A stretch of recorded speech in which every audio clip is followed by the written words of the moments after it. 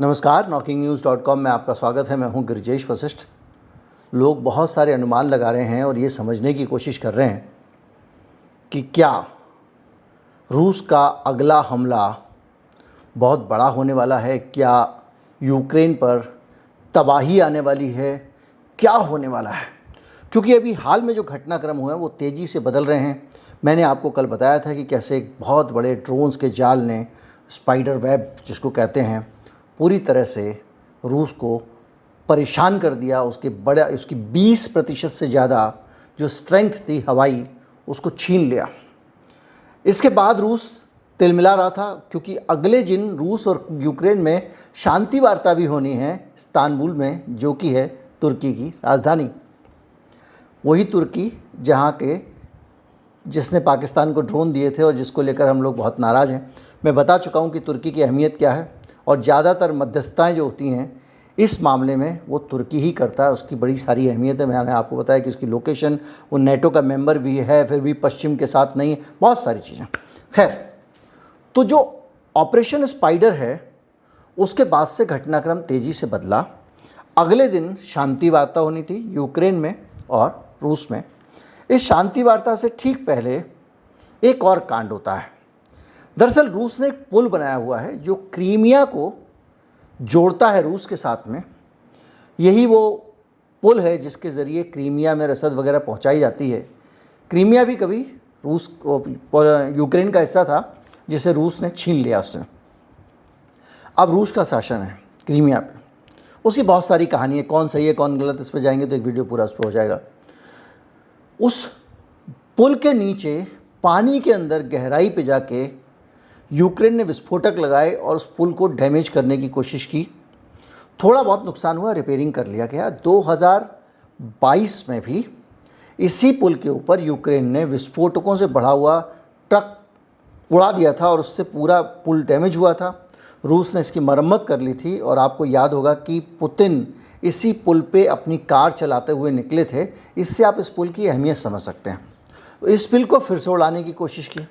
ये महीनों का काम था, और कल वाला जो ड्रोन वाला काम था, ऑपरेशन स्पाइडर वाला, स्पाइडर वेब, वो भी महीनों की मेहनत का काम था।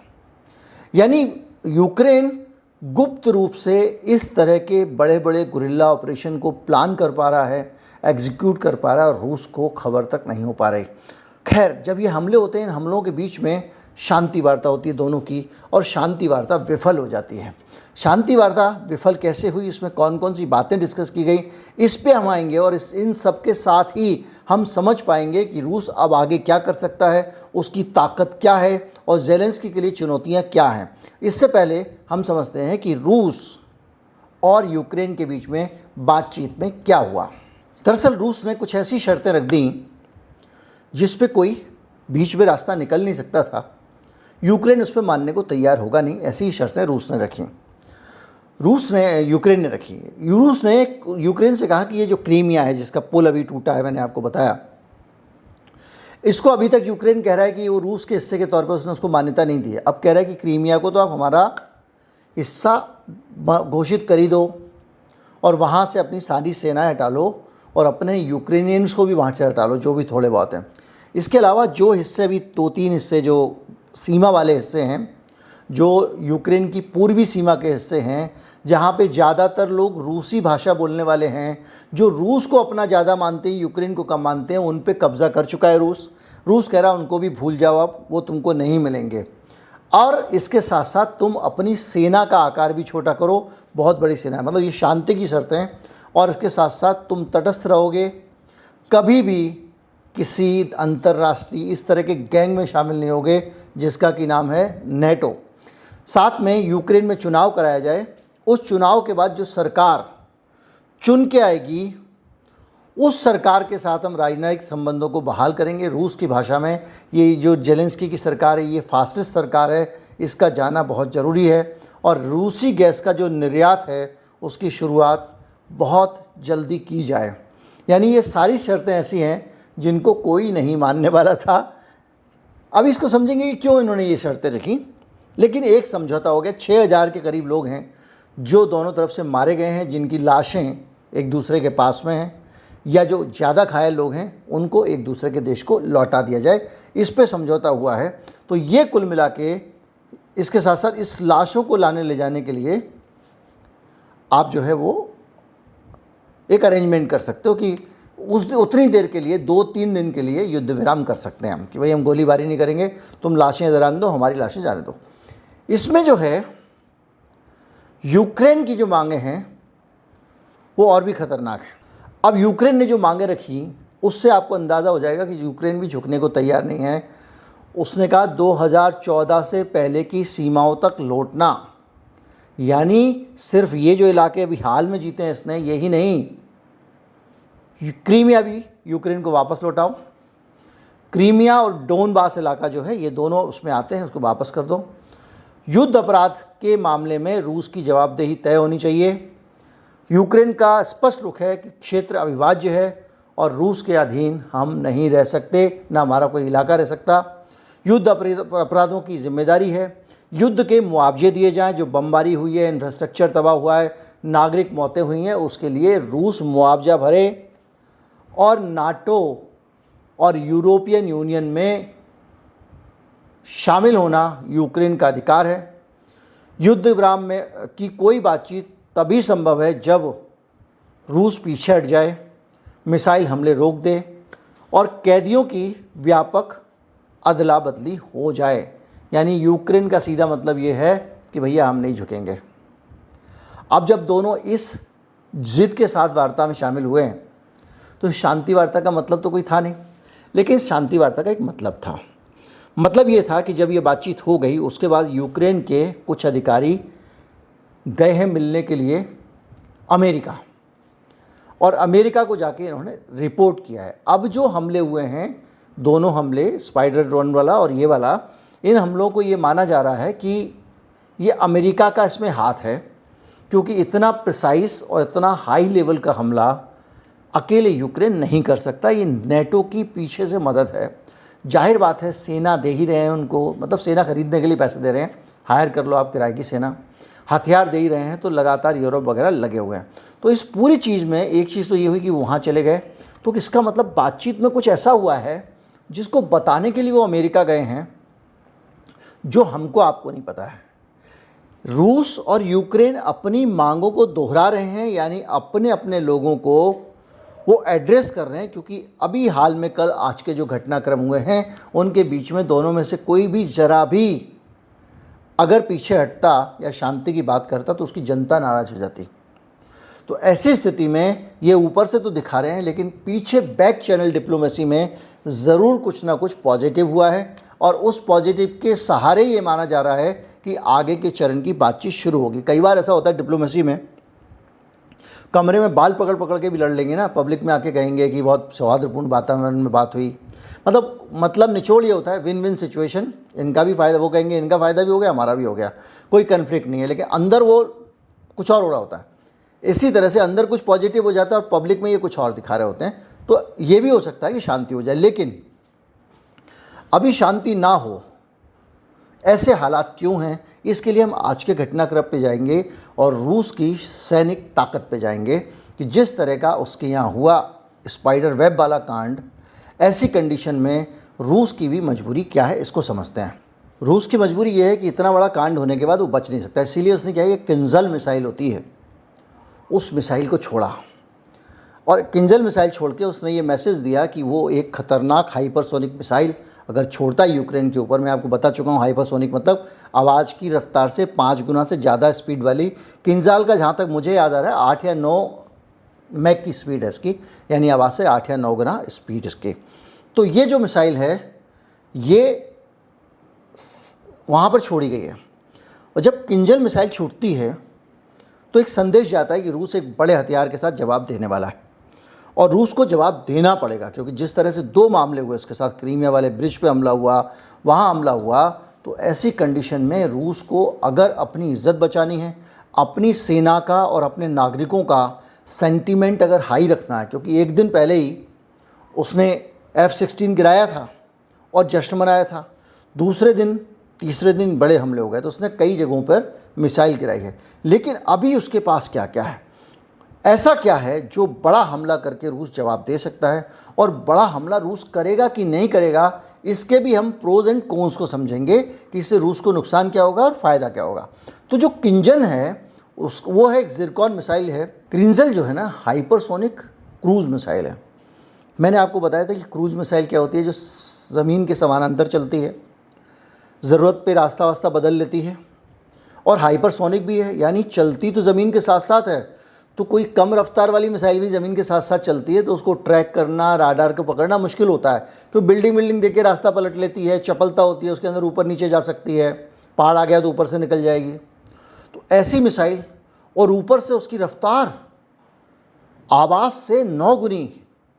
मैं अगर चिल्लाऊंगा तो मेरी आवाज़ बाद में पहुंचेगी, मिसाइल पहले पहुंच जाएगी, और मिसाइल 1 मिनट में पहुंच जाएगी तो मेरी आवाज़ को पहुंचने में 10 मिनट लगेंगे। ऐसे समझ लीजिए, इतनी खतरनाक मिसाइल, और 1000 किलोमीटर की उसके पास रेंज है।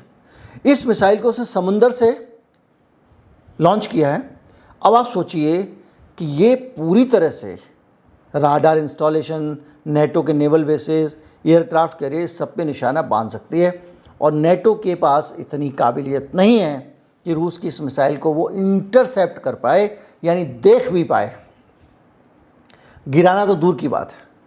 तो ये जो सिचुएशन है, इस सिचुएशन में जब वो किंजल मिसाइल छोड़ रहा है तो एक संदेश देना चाह रहा है। उसके पास इससे भी ज़्यादा विनाशक हथियार हैं, और इसके पास एवेंगार्ड हैं, कॉन्टिनेंटल हाइपरसोनिक ग्लाइड व्हीकल। ये क्या होते हैं? ये इंटरकॉन्टिनेंटल जो मिसाइल होती हैं उसके ऊपर इसको लगाया जाता है, यानी वो जो मिसाइल चल रही है उसके ऊपर ये लगा होगा ग्लाइडर, और इसकी स्पीड 10 नहीं, 5 नहीं, 20 भी नहीं, 20 से 27 गुना होती है आवाज़ से। यानी आदमी की आवाज़, मेरी आवाज़ को पहुंचने में अगर 27 मिनट लगेंगे तो 1 मिनट में पहुंच जाएगी।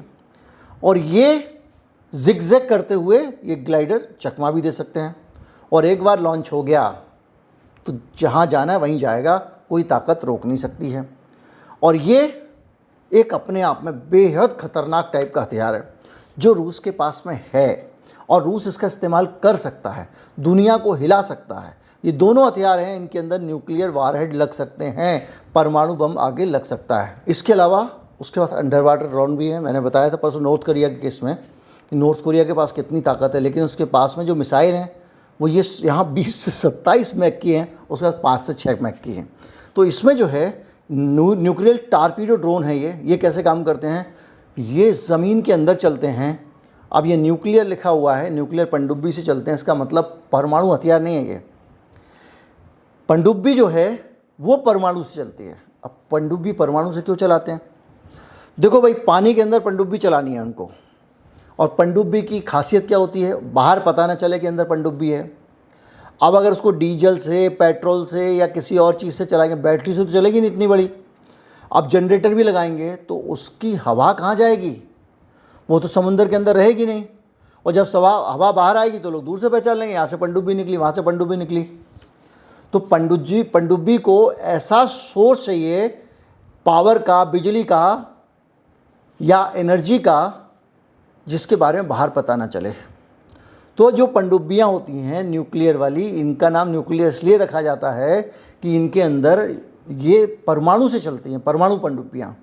इनके अंदर बिजली घर लगा होता है, परमाणु बिजली घर, जिससे ऊर्जा पैदा होती है, उसी से ये चलती है। और जो अंदर रहते हैं उनकी कार्बन डाइऑक्साइड भी ऊपर नहीं आती है। जब पनडुब्बी एक बार ऊपर आएगी तभी निकलेगी, नहीं तो फिर तो कोई भी पनडुब्बी का फ़ायदा क्या रहा। तो कई लोगों को लगता है परमाणु पनडुब्बी का मतलब है उसमें कोई परमाणु हथियार लगे होंगे। तो वहाँ से अंडर वाटर डूम्सडे ड्रोन होते हैं। ये क्या होते हैं? ड्रोन का मतलब उड़ने वाला हवाई जहाज नहीं है। तो ये ड्रोन जो होते हैं ये ज़मीन के अंदर अंदर ट्रैवल करते हैं समुंदर की गहराई में, और पहुँचेंगे किनारे पे जिस जगह पे करना है तबाही। मसलन कि हमको मान लीजिए श्रीलंका में तबाही करनी है, समुंदर के उड़ती उड़ती जाएगी, वो अंदर ही अंदर जाएगी, और जाके एकदम से किनारे पे निकलेगी और तक से तबाही मचा देगी। ये 10,000 किलोमीटर तक यात्रा कर सकता है समुद्र के अंदर, और हफ्तों तक छिप कर चल सकता है। न्यूयॉर्क और लंदन जैसे शहर भी रूस बैठे बैठे उड़ा सकता है इन पनडुब्बियों के ज़रिए, इन पनडुब्बियों वाले ड्रोन के ज़रिए। ये इसकी पावर है। पनडुब्बी समुद्र में कहाँ है कोई नहीं जानता। हो सकता है कि वो वहाँ कहीं घूम रही हो, अमेरिका के पास में, हो सकता है किसी और सागर में घूम रही हो, और उससे जो है वो निकलता है और जिस तरह जाके हमला करता है। तो इतने पावरफुल हथियार इसके पास हैं और उससे भी परमाणु हमला किया जा सकता है। एक सरमाट है, सैटर्न 2 जिसको कहते हैं, RS-28 सरमाट, ये सुपर हथियार है। ये भी इंटरकॉन्टिनेंटल बैलिस्टिक मिसाइल है। इंटरकॉन्टिनेंटल मतलब एक महाद्वीप से दूसरे महाद्वीप पर जाने वाली, यानी धरती के किसी भी हिस्से पे हमला कर सकती है। बैलिस्टिक है, ये क्रूज़ नहीं है। तो ये एक बार उड़ेगी ऊपर से, ये नीचे जाएगी। मैंने बताया कि ये एक बार में 10 से 15 न्यूक्लियर वॉरहेड अपने साथ ले जा सकती है। अमेरिका और यूरोप को मिनटों में तबाह कर सकती है। और ये अपने आप में डिटरेंट के लिए, डिटरेंट क्या होता है, अब मेरे पास हथियार है भाई, कई लोग नहीं बंदूक लटकाए घूमते हैं ताकि कोई हमला ना कर दे, उसके लिए होती है ये। तो ये इसके अलावा स्कंदर मिसाइल है जो हाइपरसोनिक मिसाइल है, 500 किलोमीटर तक जा सकती है, पिन पॉइंट एक्यूरेसी है, हथियार डिपो, राडार और एयर बस पे हमला कर सकती है। इसके अलावा टैक्टिकल न्यूक्लियर वेपन है। ये क्या होते हैं? टैक्टिकल न्यूक्लियर वेपन होते हैं पास में हमला करने के लिए, यानी वो कम धमाका करते हैं लेकिन पास में 1000 किलोमीटर दूर, 500 किलोमीटर दूर आपने फेंक के और कर दिया। इसका सीमित असर होता है। और ये इसके पास, रूस के पास 2000 से ज़्यादा यूनिट हैं। इसके साथ परविसेट लेज़र वेपन है, जो लेज़र निकलेगी। हम लोग बचपन में खेलते नहीं, ऐसे एक लेज़र होती है, इसमें से लाल लाइट निकलती है, वैसी लेज़र, खतरनाक लेज़र जो जला दे ड्रोन को, वो इनके पास है। और ये एंटी सैटेलाइट कैपेबिलिटी भी है इसके पास। सैटेलाइट को भी ये लेज़र से उड़ा सकता है, ड्रोन को गिरा सकता है। इसके साथ इलेक्ट्रॉनिक वॉरफेयर सिस्टम है, मिसाइलें, दुश्मनों को अंधा कर देना, तमाम चीज़ें। तो जो सिचुएशन है वो ये है कि जिस तरह से रूस पे हमला हुआ है और उसके पास जितनी पावरफुल चीज़ें हैं, इनके होने के बाद क्या पुतिन यूक्रेन को बर्बाद कर देंगे? क्या पुतिन अब नेटो से बदला ले लेंगे? क्योंकि अब ये भी समझ में आ रहा है कि ये जो हमले हैं ये अकेले यूक्रेन के बस के नहीं हैं। तो पुतिन क्या करेंगे या शांति से बैठेंगे? इसका जवाब मिलेगा जब पिछली बार पुतिन से पूछा गया था कि आप क्या न्यूक्लियर हमला करोगे, उसने कहा ना। आपको क्या लगता है कि हमारी क्षमता कम है, हम इनको ऐसे ही थका लेंगे? अब ये एक दूसरे को थकाने का खेल चल रहा है। लेकिन रूस इसके बावजूद ये करना क्यों नहीं चाहता है? क्या रूस ये नहीं चाहेगा कि ये बवाल हमेशा के लिए टले? जब उसके पास ऐसे ऐसे परमाणु हथियार हैं तो 10-5 यूरोपियन देशों पे गिरा दे जो नाटो वाले हैं, ज़्यादा उछल रहे हैं। लेकिन रूस को इससे नुकसान होगा, इसलिए रूस ऐसा कभी नहीं करना चाहेगा। तो रूस की दुविधा ये है कि अगर वो ऐसे करता है तो फंस जाएगा। कैसे फंसेगा इसको समझते हैं। पर फंसेगा उससे पहले हम ये जान लें कि रूस के पास में हथियारों की संख्या क्या है। अभी तो आपने खासियत जानी, उसके पास 5459 परमाणु हथियार हैं, वारहेड्स, जो विश्व में सबसे ज़्यादा हैं। वारहेड्स क्या होते हैं? जो मिसाइल के आगे लगाया जाता है, दुनिया में सबसे ज़्यादा हैं। उसके पास स्ट्रेटजिकल वारहेड्स 1718 हैं जिनको तुरंत इस्तेमाल किया जा सकता है, यानी तैयार परमाणु बम है, इसको तैयार करने की जरूरत नहीं, सीधे लगाओ मिसाइल पर फेंक दो। हाइपरसोनिक हथियार हैं, सुपरसोनिक हथियार हैं, जैसा मैंने आपको बताया, परमाणु संचालित अंडर वाटर ड्रोन है, बहुत सारी चीज़ें हैं। और उसके बावजूद वो कुछ नहीं करना चाह रहा है। क्यों? अगर रूस और नेटो के बीच में युद्ध शुरू होता है तो परमाणु हथियारों का खतरा पैदा हो जाएगा, परमाणु हमले करने पड़ेंगे। और अगर ये होता है तो दुनिया तबाह हो जाएगी। कोई भी व्यक्ति कितना भी गंदा सम्राट हो, वो अपने माथे पे ये कलंक लेना नहीं चाहता कि दुनिया में उसके कारण तबाही मच गई थी। बार बार वो संदेश देते रहते हैं कि उनको अगर उनके अस्तित्व पे खतरा लगा तो वो परमाणु विकल्प का इस्तेमाल करेंगे, अन्यथा नहीं करेंगे। यानी वो सीमित हमले कर रहा है, बावजूद इसके कि उसके साथ में इतना हो रहा है, उसको ऐसे उकसाया जा रहा है। उसकी रणनीतिक भी जो है, उसको अपनी जो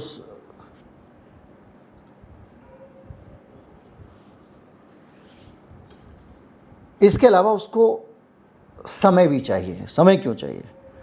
ये जो उसने हथियार तो बना लिए हैं हाइपरसोनिक और लंबी दूरी के, लेकिन इनकी संख्या भी उतनी ज़्यादा नहीं है कि पूरी दुनिया से भिड़ जाए और नेटो से भिड़ जाए, और उनको तैयार होने में और टाइम लगेगा, और उसके संसाधनों को नुकसान पहुंचाए जिसकी भरपाई भी जल्दी नहीं हो सकती, इसलिए भी वो बड़ा पंगा नहीं लेगा। इसके साथ साथ भारत, चीन जैसे कई देश खुले में समर्थन में नहीं आते हैं, लेकिन रूस उनसे बहुत संपर्क में रहता है। लेकिन अगर वो ज़्यादा कुछ गड़बड़ करेगा तो ये देश शायद दूर खड़े हो जाएं, शायद गलत में साथ ना दे सकें। इसलिए भी उसको लगता है ब्रिक्स के ऊपर रूस का जलवा रहे, दबदबा रहे, इसलिए उसको अपना पुतिन बनाम अमेरिका का जो नैरेटिव है उसको तैयार रखना है, बना के रखना है, और इसीलिए वो कंट्रोल में रहने वाली रणनीति अपनाता है। आर्थिक थकान भी है, लंबे समय से उसके ऊपर प्रतिबंध लगे हैं, इसमें कोई शक नहीं कि उसने उसका बड़ी बहादुरी से मुकाबला कर लिया, लेकिन उसका सैन्य खर्च बढ़ता जा रहा है, यानी खर्चा सेना पे बढ़ रहा है, इनकम उतनी बड़ी नहीं है। इसके कारण जो है ना, उसको ये लगता है कि हम ज़्यादा जाएंगे तो लॉजिस्टिक की जो लागत है वो बढ़ जाएगी, बहुत सारी चीज़ें हैं, उसके लिए पैसा कहाँ से आएगा, और ये चाह रहा है कि इसीलिए मैं धीमी धीमी लड़ाई लड़ूँ और थका दूँ सामने वाले को, ये उसमें लगा हुआ है। और इसके साथ साथ जो है उसको अंदर जो है बहुत सारा जन विरोध भी दिखता है, क्योंकि वहाँ पे उसकी एक समझिए एक इतिहास है उसका। सोवियत संघ था पहले, अब रूस बना है। वामपंथी विचारों का वहाँ के लोगों के अंदर बहुत ज़्यादा प्रभाव है। वामपंथी युद्ध को मानवता के विरुद्ध मानते हैं, चाहे उनका अपना देश क्यों ना कर रहा हो, इसलिए वो गाहे बगाहे पुतिन पर दबाव बना के रखते हैं। पुतिन इसीलिए कोई भी जनसंहारक या दूसरा खतरनाक कदम नहीं उठाना चाहेगा जिससे कि उसकी जनता उसके खिलाफ हो जाए और उसको उठाकर एक तरफ कर दे, क्योंकि विद्रोह खड़ा हो जाएगा, लोग उसको उखाड़ के फेंक देंगे अगर उसने मानवता के खिलाफ हमला किया, क्योंकि वो जो कम्युनिस्टों का देश है, और कम्युनिस्ट किसी भी तरह से युद्ध को इसलिए नहीं चाहते कि वो मानवता के खिलाफ होता है, वो इसीलिए बड़े बड़े खतरनाक बम वगैरह नष्ट करने के पक्ष में हमेशा रहे हैं।